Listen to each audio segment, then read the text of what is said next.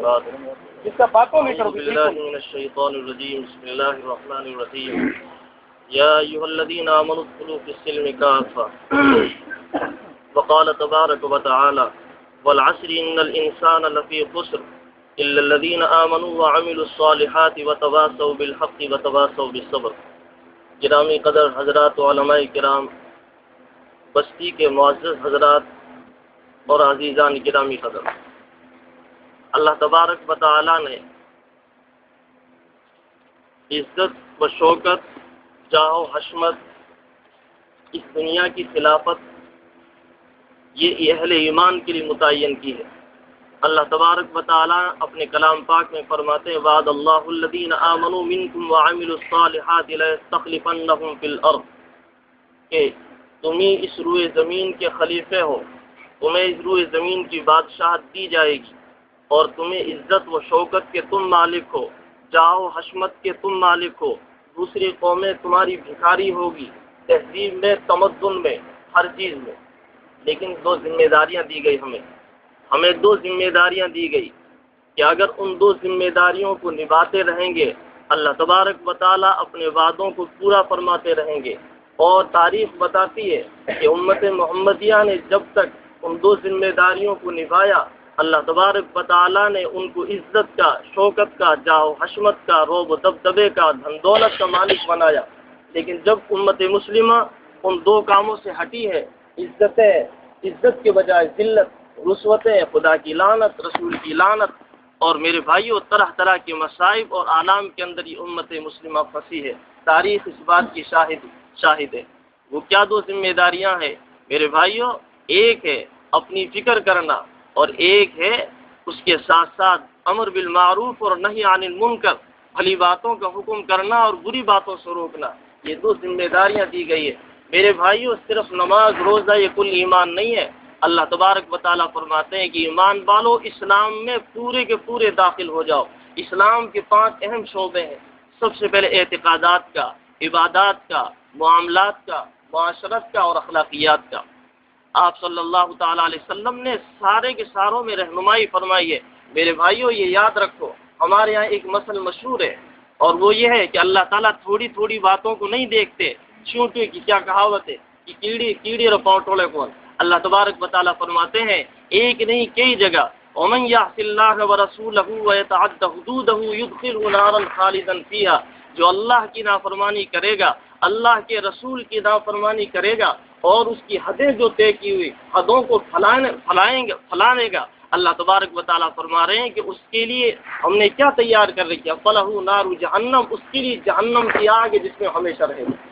اللہ تبارک و تعالیٰ نے حدیں متعین کی، حدیں۔ طلاق کے بارے میں آپ جانتے ہیں، اللہ تبارک و تعالیٰ آگے فرماتے ہیں تلک حدود اللہ، یہ اللہ کی حدیں ہیں، اور آگے فرماتے ہیں ومن یتعد حدود اللہ فقد ظلم نفسہ، جو اللہ کی حدود سے پار کر جاتا ہے وہ اپنے اوپر ظلم کرتا ہے۔ ایک معمولی سی بات دیکھیے، آپ صلی اللہ تعالیٰ علیہ وسلم نے ایک مرتبہ وضو فرمایا، اپنے اعضائے وضو کو ایک مرتبہ دھویا، اور پھر آپ صلی اللہ تعالیٰ علیہ وسلم فرماتے ہیں یہ ایسا وضو ہے جس کے بغیر اللہ تبارک و تعالیٰ عبادتوں کو قبول نہیں فرماتا۔ پھر آپ صلی اللہ تعالیٰ علیہ وسلم اپنے اعضاء کو 2 مرتبہ دھوتے ہیں، اور فرماتے ہیں کہ یہ ایسا وضو ہے جس کی وجہ سے اللہ تبارک و تعالیٰ ثواب کو دگنا فرماتے ہیں۔ پھر نبی کریم صلی اللہ تعالیٰ علیہ وسلم اپنے اعضائے وضو کو 3 مرتبہ دھوتے ہیں، اور فرماتے ہیں کہ یہ میرا وضو ہے، مجھ سے پہلے انبیاء کرام علیہم الصلوات والتسلیم کا وضو ہے۔ پھر آپ صلی اللہ علیہ وسلم کیا فرماتے ہیں میرے بھائیوں کو غور سے سنو، آپ فرماتے ہیں فمن زاد علی ھذا فقد نقص، فمن زاد علی ھذا او تعدى فمن زاد علی ھذا او نقص فقد تعدى وظلم او كما قال۔ آپ صلی اللہ علیہ وسلم فرماتے ہیں کہ جو اس سے زیادہ کرے گا 4 مرتبہ دھوئے گا اپنے اعضائے وضو کو، یا جو اس سے کم یا 2 مرتبہ دھوگا وہ کیا کرے گا؟ زیادہ دھونے والا حدود کو تجاوز کر رہا ہے۔ کیا کر رہا ہے؟ فقط تعدیٰ، اس نے حدود سے تجاوز کر لیا، اور جو 2 مرتبہ دھو رہا ہے وہ کیا کر رہا ہے؟ اس نے ظلم کیا، وہ ظلم کر رہا ہے۔ میرے بھائیوں اللہ تبارک و تعالیٰ نے ایک کام دیا ہے کہ اپنے آپ کو اچھے اعمال کے سانچے میں ڈھالنے کے ساتھ ساتھ امت کی فکر، اپنی فکر، یہ اگر کریں گے تو کیا ملے گا؟ میرے بھائی اللہ تبارک و تعالیٰ فرماتے ہیں کہ من عمل صالحا منکم من ذکر او انثى وهو مؤمن فلنحيينه حیاتا طیبہ۔ آج پوری دنیا چاہتی ہے چین کی زندگی ملے، سکھ کی زندگی ملے۔ خدا پاک کی قسم، چین اور سکھ کی زندگی اسباب میں نہیں ہے، ہم اسباب کے اندر چین اور سکھ کی زندگی گزارنا چاہتے ہیں۔ حویلی بن جائے، چین اور سکھ مل جائے، کار مل جائے، چین اور سکھ مل جائے، خدا پاک کی قسم نہیں۔ اللہ تبارک و تعالیٰ فرماتے ہیں کہ جو تم میں سے اچھے اعمال کرے گا ایمان کی حالت میں، تو ہم اس کو ضرور چین کی زندگی دیں گے، سکھ کی زندگی دیں گے۔ اور ایک ذمہ داری دی گئی ہے، اگر اس ذمہ داری کو پورا نہیں کریں گے، ہم امر بالمعروف اور نہی عن المنکر کو پورا نہیں کریں گے تو کیا ہوگا؟ ایک حدیث ہے، آقا فرماتے ہیں ما من رجل یکون فی قوم یعمل فیہم بالمعاصی یقدرون علی ان یغیروا علیہ ولا یغیرون الا اصابهم اللہ بعقاب قبل ان یموتوا۔ آقا فرماتے ہیں جس کسی قوم میں کوئی آدمی گناہ کرتا ہے اور وہ قوم اس آدمی کو روکنے پر قدرت کے باوجود اس کو نہیں روکتی، تو مرنے سے پہلے وہ قوم کسی عذاب کے اندر مبتلا کر دی جاتی، مرنے سے پہلے وہ قوم کسی عذاب کے اندر مبتلا کر۔ ذرا ہم سوچیں، آج ہمارا نوجوان طبقہ کدھر جا رہا، ہماری ماں بہنیں بیٹیاں کدھر جا رہی ہیں، ہم خود کدھر جا رہے ہیں؟ تو یہ لعنتیں ہم پر جو آ رہی ہے میرے بھائیو، اسی وجہ سے کہ ہمیں ایک ذمہ داری دی گئی تھی، آج ہم اس ذمہ داری کو پورا نہیں کریں۔ ایک لمبی حدیث جس میں آپ صلی اللہ تعالیٰ علیہ وسلم فرماتے ہیں ان من کان قبلکم کان اذا عمل العامل فیہم جاء بالخطیئۃ جاءہ الناہی تعذیرا فقال یا ھذا اتق اللہ فاذا کان من الغد جالسہ واکلہ وشاربہ کانہ لم یرہ علی خطیئۃ بالامس فلما رأى عز وجل ذلك منهم ضرب بقلوب بعضهم على بعض ولعنهم بلسان نبيهم داود وعيسى بن مريم ذلك بما عصوا وكانوا يعتدون فوالذي نفس محمد بيده لتأمرن بالمعروف ولتنهون عن المنكر ولتأخذن على يد السفيه ولتأثرن على الحق أطرا أو ليضربن الله بقلوب بعضكم على بعض ويلعنكم كما لعنهم۔ آقا فرماتے ہیں کہ جو تم میں سے پہلے لوگ تھے ان میں سے جب کوئی برائی کرنے والا برائی کرتا تو اس کے پاس روکنے والا آتا اور اس کو ڈراتا دھمکاتا، لیکن دوسرے ہی دن اس کے ساتھ کھاتا بھی، پیتا بھی، بیٹھتا بھی۔ اللہ تبارک و تعالیٰ نے جب یہ معاملہ دیکھا تو اللہ تبارک و تعالیٰ نے نافرمانوں کے دل جیسے تھے ویسے کے ویسے فرما برداروں کے دل کر دیے اور ان پر لعنت برسائی۔ انبیاء بنی اسرائیل داؤد اور عیسی بن مریم کی زبانی جو اللہ تبارک و تعالیٰ فرمائے اس وجہ سے کہ انہوں نے حدود سے تجاوز کیا اور اللہ کی نافرمانی کی۔ آقا فرماتے ہیں کہ قسم ہے اس ذات کی جس کے قبضے قدرت میں محمد کی جان ہے، تم ضرور بھی ضرور بھلی باتوں کا حکم کرو، تم ضرور بھی ضرور بری باتوں سے روکو، اور تم اپنے بیوقوف جو کو مومن بھائی کو بیوقوفی پر اتر رہا ہے اس کے ہاتھ کو پکڑو، اس کو مجبور کرو حق بات پر کہ تم میرے بھائی اس بات کو مانو۔ آقا فرماتے ہیں کہ اگر تم ایسا نہیں کرو گے تو تمہارے نافرمانوں کے دلوں کے جیسے دل ہیں فرما برداروں کے دل ویسے کے ویسے کر دیے جائیں گے اور اللہ تم پر لعنت برسائے گا، اللہ تم پر لعنت برسائے گا جیسا کہ بنی اسرائیل پر لعنت برسائے گا۔ میرے بھائی ایک لعنت حدیث ہے، ہم یہ سمجھتے ہیں کہ اللہ کی لعنت صرف ہم پر ایک خاندان پر۔ آقا فرماتے ہیں حدیث قدسی ہے وَإِنَّ لَعْنَتِي تَبْلُغُ عَنِّي سَابِعًا مِنَ الْإِبِلِ کہ میری لعنت 7 پشتوں تک چلتی ہے۔ اللہ فرماتے ہیں کہ میں جس بندے پر لعنت کرتا ہوں میری لعنت 7 پشتوں تک چلتی ہے۔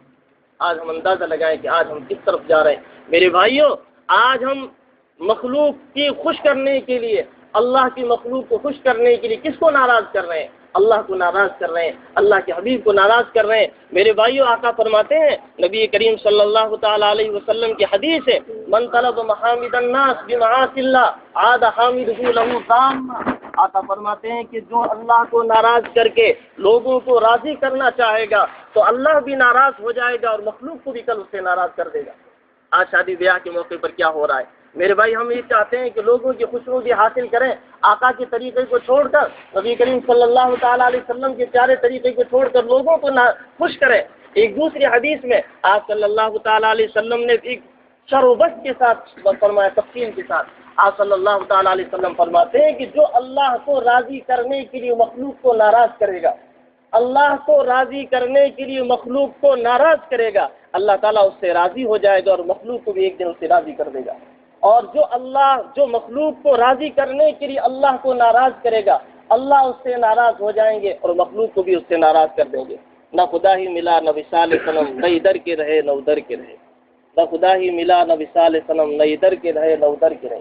میرے بھائیوں ہم کبھی بھی اللہ کو ناراض کر کے مخلوق کو راضی نہیں کر سکتے۔ پیر ذوالفقار صاحب فرماتے ہیں کہ آج جو ہے دنیا والے اپنے جو رشتہ داروں کو راضی کرنے کے لیے سب کچھ کرتے ہیں. وہ فرماتے ہیں کہ رشتہ داروں کے سامنے ان کو اللہ کو ناراض کر کے اگر راضی کرنے کی کوشش دل بھی رکھ دیا جائے خدا پاک وہ کبھی راضی نہیں ہوں گے.